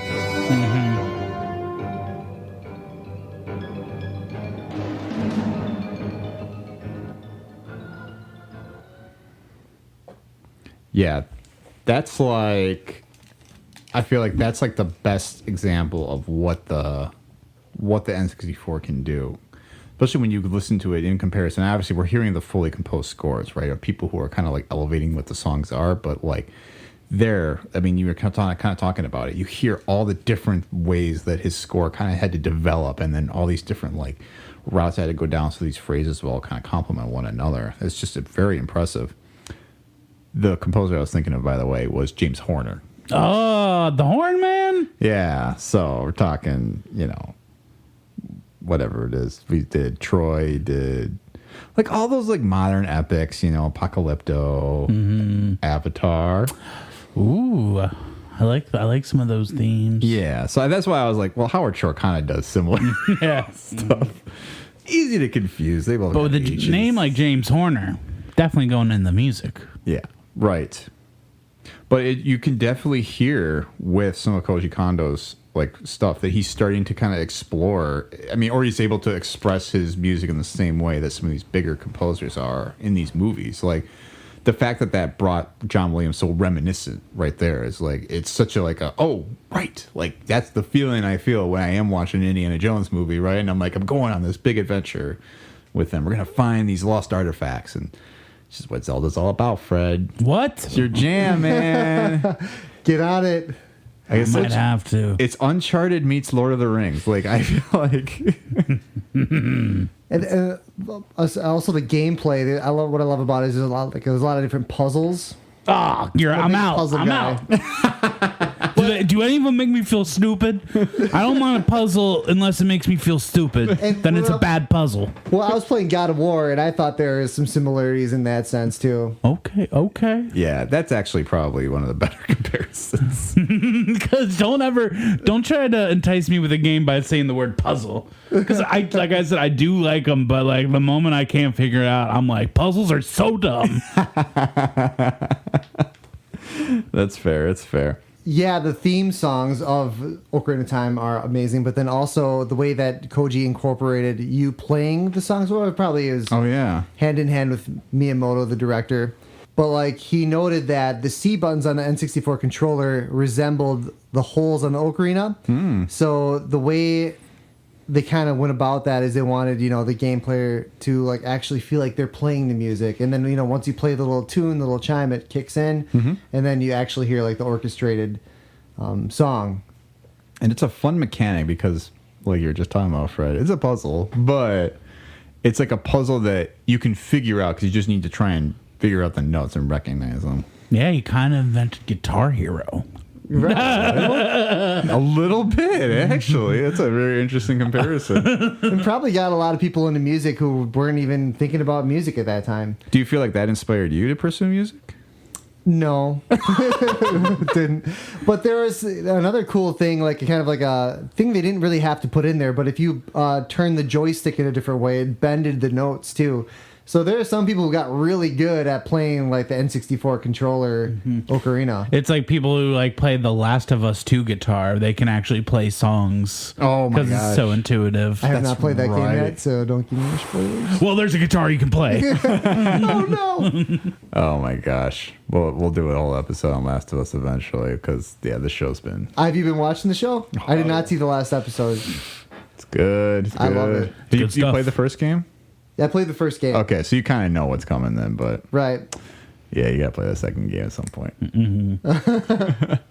So that was kind of a sampling from his N64 days, but then this was sort of like where he started to kind of go a little more hands-off and kind of turn into more overview guy, right? Where he just sort of like oversaw the operations while other people were really kind of handling the composing. Is that right? Right. Okay. And kind of after this point... I didn't play a lot of the games going forward. I played a little bit here and there, but I wasn't as much of a player as I was like in my younger years, you know. So once the kind of GameCube got one of the stage, I remember Tommy, you had one we'd always play Smash Bros and Mario Kart. Yeah. But I didn't really. I remember you were really into Wind Waker, but I didn't really have that console. So, but this is a good song.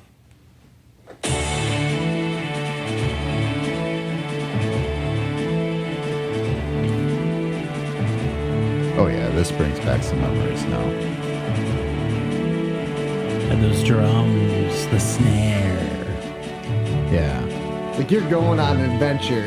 Right. I mean, this is like you're out in a boat, literally in this game. Like the whole idea is that like the kingdom has like been flooded over, so you have to like go in a boat, and it really does feel like you are like kind of like on the open water. Like you're like, oh, the sea's gonna take me wherever the wind will blow, right? You know, and I don't know. It's just such a fun game, and it was such an interesting game too. I mean, I don't want to talk too much about the graphics, but they really departed from the graphics of like Ocarina of Time, which were really trying to make these like very kind of like sharp 3D models, and then they kind of went more to cartoony, which a lot of people didn't like.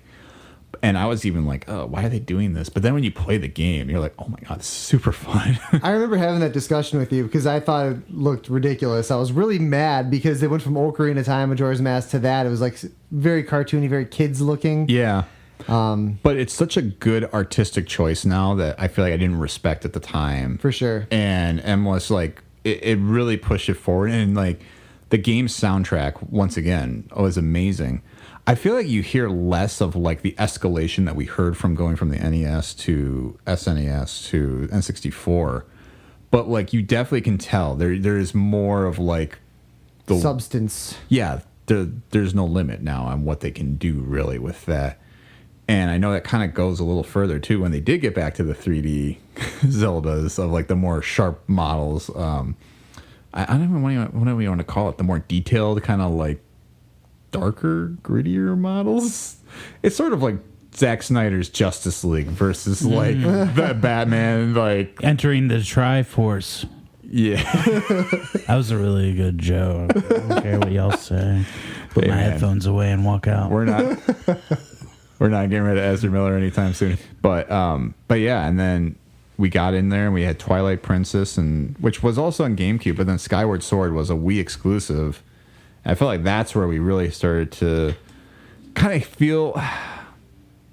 You can kind of tell when he is not as involved because you feel maybe like. Did you play Skyward Sword? Yeah, I wouldn't say it's less innovation, but like you start to feel like a lot of the same themes start to kind of. I don't know. They kind of peaked at Ocarina of Time, and they all tried to sort of emulate that. It's like Hans Zimmer now. Like every once in a while, he'll come out with like a fresh banger, but sometimes he's just giving you like the dun dun dun dun dun dun dun dun. And I agree with that, but I think actually Breath of the Wild was a complete break from that. They kind of innovated not only the gameplay and everything. I love that game, but like the sound, the music. It's a totally different ball. Like. They brought in like a new group of people, and they did a change. They weren't trying to like recreate the past for the better. But the transition between GameCube and the Wii, well, with Twilight Princess you mentioned, actually what Koji wanted to do, and they have the capabilities of doing, is he originally wanted a 50-piece orchestra to perform all the music. So it was like actual like music. I don't know, like it wouldn't be like computer generated like MIDI. Yeah. But then they changed their mind because it was more dynamic to use MIDI, and they like we were saying earlier, in different parts of the level, like there's one part of the level where he's like Link's chasing a Skull Kid, and depending on where in like the forest he was, the music would change. Like parts would come in, parts would come out, and they also utilize like stereo. Like if I hear something over here, like some part of the music over here, then I can kind of run that way. Yeah. So they had more capabilities that way using MIDI. However, once they went to the Wii, I think that like Skyward Sword, then they could actually do what they wanted to do and like have like a dynamic sound with an actual orchestra with actual instruments. Sure. Recorded. That does make sense, and that's pretty cool actually that they were able to expand it to do something more ambitious like that. And I think Skyward Sword certainly has some great songs. I don't know, is there a sample that we can hear? I do.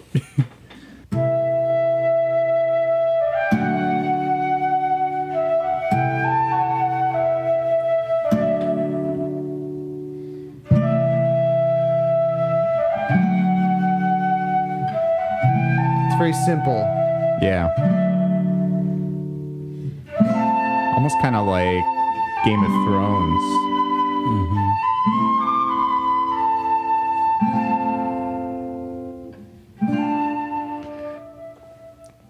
But you definitely get more of that medieval feel, right? Where it's very... It sounded like The Witcher. Yes, which- I'm sorry. That's more accurate. Not Game of Thrones. The Witcher. Very, because I just threw on that one. I just too. Yeah, I But the just threw show on even, the yeah. Wild Hunt game, and like the opening to that just sounds like that. You know, Tommy, I think I may have to disagree with you. I think the Skyward Sword has some very awesome, unique songs. Okay. That's my opinion. Y'all about to fight And I'm right now? entitled to it. No, please disagree with me. I do feel like there is a good music in each of the games that succeed Ocarina of Time, but I do sense, at least in what I've heard, it does try to emulate more than kind of like, because there is a difference in what Link to the Past and what Ocarina of Time are doing, which I mean makes sense because they're two different systems and they have completely different power capabilities. Whereas like, I think because N64 kind of elevated that music game where it's able to do more with the instruments, it's sort of like, well, where do you go up from there, right? But Other also- than, yeah, go ahead. When you're exploring a 3D space versus like a top-down view or a side scroller, like there's more. You have to, I feel like, capture the attention more. You have to change things up more. Yes. It has to be able to repeat for 5 hours if you're locked in a room and you don't get sick of it. You know. But yeah, whereas like you're saying, kind of like these other ones now can be a little more dynamic and can do a lot more with the music and these levels, and they do have to introduce a lot more of those, what did you call them, phrases? Right. Yeah. To respond to the environment, because your environment changes so much more rapidly than it ever did on the NES, right? But I think that was a great sampling of just traveling through the history, not only of just like Koji Kondo and like how he developed with each system, but it just shows how music changed in video games over time. I mean, we literally heard the early like bloops and beeps and what is it, the saw blades of the Atari. I think it's a sling blade. Sling blade. But yeah, then we get all the way to, you know, what we just heard there, where you hear like this like score that you would have maybe heard on The Witcher or on these other like modern medieval shows, that it sounds like it just has like the same capabilities now. And I mean, especially when you listen to an actual Bear McCreary score in the God of War, right? It's like, it is very like big and orchestral. And I think Koji Kondo paved the way for so many other composers like this, not only in games, but in movies and TV shows too. He kind of set a tone that we're still seeing to this day, right? So, an unsung hero, absolutely. But wouldn't it be fun if we didn't talk about some coulda, woulda, shouldas with our man Koji? And I wanted to ask you guys, are there any things that you wish he could have done, or maybe that he still could do? I would love if he was like popping up in some of these new generation systems. Just do like a one-off or something. Where he's just in complete control again? Yeah, why not? I don't know. John Williams is still doing it in what? He's almost 90? Is he really? Yeah. Oh, wow. He's up there.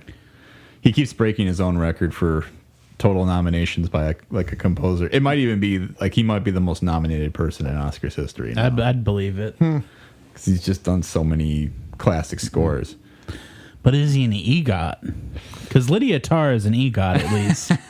You got. What do you mean by that? You don't know about it's so when someone has an Emmy, Grammy, an Oscar, and a Tony. Oh, Viola Davis, I think, is now an EGOT. Whoopi Goldberg, because she did a stand-up, CD, so that's her Grammy. She's won Oscar, Tony. She's done her one lady show. I don't think it's a one lady show, one person show. Yeah. I don't know what the non-gendered term for a one person show is now. Just one person show. I like one think person show. Actually, it's very on the nose. John Williams does not have an EGOT. He is a Tony Shorts, so he just has an ego. Oh, I know he's got an ego. how do you not have an ego at that point? So it's interesting you mentioned, though, that he jumps in with something modern, because something that I would love to see him do is jump in the movies. And rumor has it he has jumped in on this new Super Mario Brothers movie, overseeing it. Wow. At the request of Miyamoto, that he helped with the soundtrack. I don't think he's solely composing the movie, but his first foray into a movie, because they haven't done anything since the last Super Mario Brothers movie 20 years ago, or 30 years ago, I'm sorry. Does that even count? That movie The was... Stone Cold classic. I feel like you guys are underestimating how awful. it's very bad. I don't know. Any movie that has Bob Hoskins in it is watchable. I feel like they got so in love with like his character in Who Framed Roger Rabbit and like his ability to do a Brooklyn accent. They were like, we need this guy to be a real friggin' New York Mario. Like, I would take him though at this point, like just the holographic or reanimated voice of Bob Hoskins rather than Chris Pratt. No, I do no. Nothing about that movie was good, I think. I don't know. Do you remember the part where John Leguizamo like said his name was Luigi Mario? Yes. Not since Who's on First. Yeah, you got this 10. There's 3 Mario. He's Mario, and I'm Luigi Mario. No, it's not a very good movie, but I think those performances are like, you can't really touch them. I think they're both doing what they can. They're doing the best with very poor work. Like, I think John Leguizamo's super likable in that movie. Yeah, I mean, I always would watch for John Leguizamo after that movie, but it's just not a good movie worth revisiting.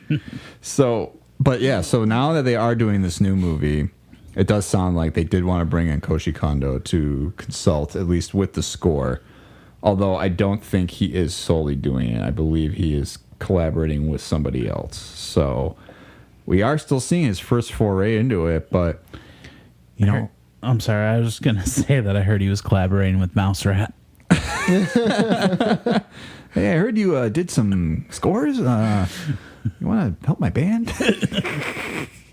It's fun though, because I think it is really going to be an interesting foray for him, and it kind of opens the door now. Seeing, I know we were talking about The Last of Us before, that video game properties are starting to finally figure it out on TV and movies, in like a visual medium where you don't actually have to like play the game itself. So Legend of Zelda, it feels like might be around the corner at some day, but you know, that could be a chance for him to maybe take his scores and do something completely new. That was kind of the setup from me. For you coulda, woulda, shoulda? Well, I think from me kind of saying, you know, I would love to see them do more with the music in the games for the Zelda games, because if he could do a score for Zelda in the movies and really finally get to use a full orchestra and have the power of like a medium that actually is able to kind of push that into the forefront of like, here I have all these instruments now at my disposal. Be just interesting to hear. But right. I think, like you were saying, though, Breath of the Wild, it sounds like, has captured some of that. Yeah, I think that would be a good way that would make sense for him to do a film or a television series, is a property that he's done music for, but he can amplify and redo it like he's done from the NES all the way through the Wii. Yeah, it's kind of like the final stop on his journey through everything, kind of moving up and up and up. Well, I mean, yeah, and to reiterate, you know, I think where video games are at now, and I'm respecting where Breath of the Wild took the score, because I'm sure it's amazing. I've heard a couple songs from it. But I think you are ultimately going to find that the last step is going to be a motion picture, right? And that's a chance for him to do something. So it'll be fun to see what he can come up with and work on for this new Super Mario movie, which will hopefully be a lot better than the one from 30 years ago. Right, and I'm interested to see like what songs they put in that movie. Like, are they gonna like pick the airship theme from like Super Mario 3? Like, there's so much that they could pick from. Mm-hmm. I think that would be that. I'm really excited for that movie. Yeah, it'll be interesting to see how many it's just sort of like hints of what has come before, or if it is going to be completely brand new. It sounds familiar, but it's nothing we actually recognize. You know, it kind of feels like that'd be a miss, though. That's something they already screwed up once. So maybe that brings us then to the end of the episode, fellas, which is on our power rankings here. And this week, I think the slam dunk here, as we sort of hinted at all along, is what are your top 3 Koji Kondo songs? Nick, would you like to kick us off here with your picks? This is hard. There's so many that I like. like I was telling you in preparation for this, I was showing you guys like playlists I've made of like like Zelda songs. Like I like to listen to like actual instrumentation, like covers of the songs. I think if it's top 3, I think the Hyrule Field is going to be on there from Ocarina of Time. Okay. Especially after hearing that like orchestra version of it, because they really. It's just so theatrical. There's like highs and lows and like adventure, and then you could tell that there's like action. And then also the fact that the way that he recorded it with the 12 different phrases that you could be interchanged at random, I think that's really neat and creative. That's one of them. Definitely the OG Zelda, like from NES, which actually, I don't think we mentioned this, but he actually made that in a day. Wow. Because they're originally going to use a different song, one of his favorite composers, but they found out like last second that the patent wasn't up on that, so they couldn't use it, so he had to write the song in like a day. There's that, and then also just like the fact that it's like the leitmotif of like all the Zelda songs. Like you hear that melody, it always gets gets me going. Always gets me going. And favorite songs, I don't like picking favorite songs because like they always changes. But right now I'm really into Super Mario 3, that reggae song we heard. Nice, yeah. do do do do do do. Okay. Yeah. Those are good though. Yeah. I think you show a lot of passion and love for what he's done over the years, and I think that's really cool to see. Fred, where would you fall on the scale here? So I really like, you picked one that you had on your list, Dire Docks, which we played. Mm-hmm. That is just a smooth bop. Mm-hmm. Like I said, I'll just put that on to relax. I'm also going to go with something that may seem basic, but it's just so ingrained in me, is just the Castle Walls music when you're going through Mario 64. Okay. And then my last one, which was, I kind of gave it a split because I'm not 100% sure if he did this, but I would say it's a split between the Haunted House level in Mario 64 or the Pilot Wings theme. Oh, Pilot Wings 64 main theme? Is that what you're talking about? So this one? This bass line. Oh, yeah. Could you play this on bass? I could, yeah.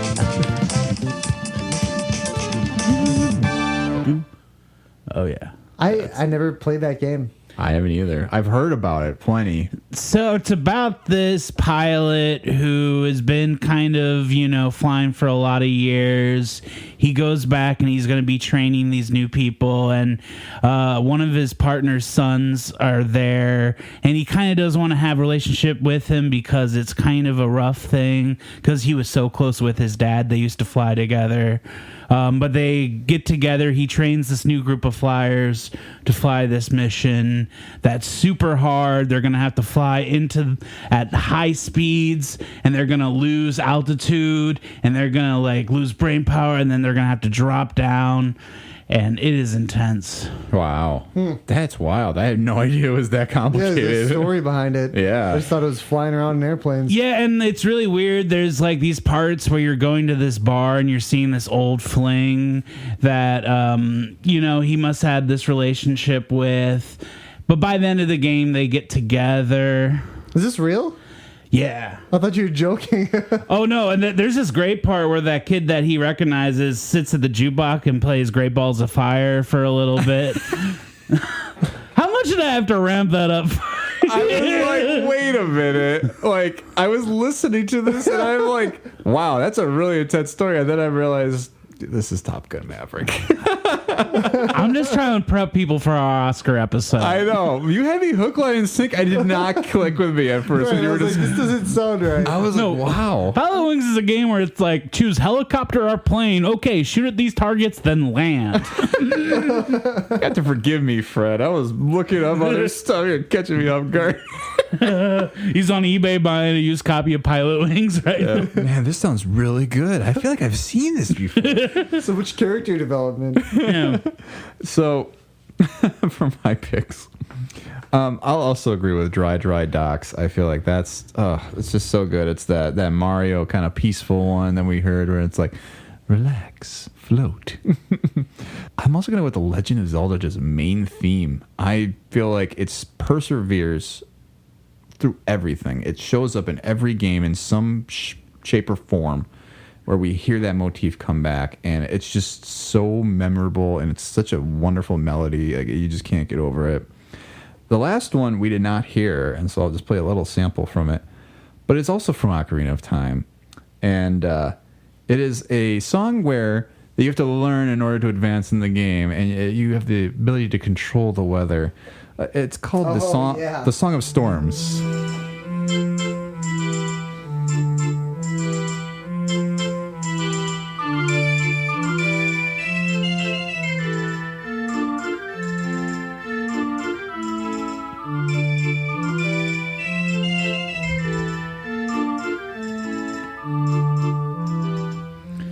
I just love that it's like a little tarantella, you know? Yeah.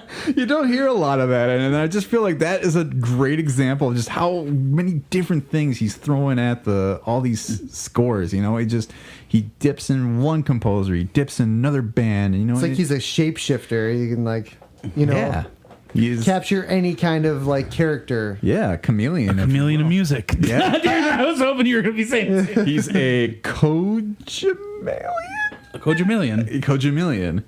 It sounds like Kajillionaire or something. Yeah. Anyway, so with that does bring us to the actual end of our episode today. Quite a musical adventure, and I really enjoyed listening to everything. Nick, you were awesome with everything you brought to us. Is there anything you would like to plug at all at this time? No. Nothing I got. Nothing really to advertise. I'm hopefully starting a band here, jamming with some guys. Great. Yeah. We'll see how it goes. Well, cool. Hopefully people can check you out. Do you know what your band name is yet? Or No, we had one practice. Oh, okay. We sounded decent. I mean, we'd like to play shows eventually. We'll see where it goes. Might not lead anywhere, but maybe when I come back, I'll tell you about it. All right. Sounds like that. Good. Well, yeah, if you're interested in Nick Spitza music, I mean, he does a lot of stuff. Keep an eye on his accounts. Because you got Facebook, right? So look up Nick Spitza on Facebook or Nick Spitza Yeah, music. I mean, it's all really old at this point. I used to play out live and stuff. They can listen to your old stuff. That sounds good. Fred, how about you? Anything you like to plug? No, for now, I'm just going to plug the podcast and, of course, check out shows at Interchange Theater. I'm performing at least a couple times a month now. It's picking up more and more. We're getting bigger audiences, so the shows are getting crazier. So please check that out, theinterchangetheater.com. Excellent. What days of the week is that? Usually Fridays and Saturdays. They're having shows every Friday and Saturday. Yeah, and there's plenty going on there. So, yeah, look it up. Friday, Saturdays, interchangetheater.com. I'll also plug the podcast. We are on Instagram, State of the Franchise. We are on Facebook, State of the Franchise, Tom and Fred. We are on Twitter at SOTF Pod. You can also email us if you'd like to, stateofthefranchisepodcast@gmail.com. We are also on Buy Me a Coffee. It's buymeacoffee.com/SOTF. If you'd like to leave us a one-time donation or sign up for a repeat donation, anything you can contribute is very welcome and appreciated. Otherwise, we always just love hearing you. Or we love you coming to hear us. We love hearing from you, though, if you do want to email us at stateofthefranchisepodcast@gmail.com. But outside of that, we hope you enjoyed this week, and stay tuned for next time, where Fred and I will be doing our Oscars 2023 episode. It's that time again. Mm-hmm. We've teased it plenty, especially with the sneaky Top Gun Mavericks. Yeah, I was trying to do rule of threes, and I was like, what other best picture am I gonna... Wait, what were the three? We had Tar, we had Top Gun. Oh, I guess we had Tar in there, and Banshees. Oh, yeah, Banshees of Inisherin. So there you go. That's our Triforce this week of wisdom, courage, and power. So stay tuned for that next time. Thanks again for being here, Nick. And thank you all for listening. We'll see you then. Goodbye. Thank you.